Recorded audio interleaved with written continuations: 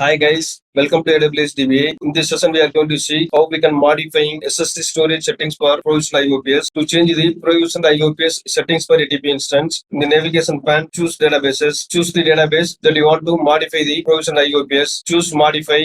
In the modify DB instance page, scroll down this page. In the storage section, for instance type, you need to select Provisioned IOPS SSD. For allocated storage, minimum you need to 100 GB allocate. For Provisioned IOPS, I am allocating 1000 IOPS for this demo. Storage size minimum 100 GB, maximum 16 terabytes you need to allocate. Provisioned IOPS minimum 1000 IOPS, maximum 2,56,000 IOPS need to allocate. Scroll down this page and choose continue. In the summary of modification, you can validate the current value and the new value. For settling up modification section, choose apply immediately and then choose modify DB instance. Now database status is modifying state. Now DB instance status is changed from modifying to storage optimization. Now DB instance state is changed from storage optimization to available state. For verifying the storage type and allocated storage, choose database instance. In the DB instance page, choose configuration tab and scroll down. In the storage section, you can see storage type under storage IOPS and storage size.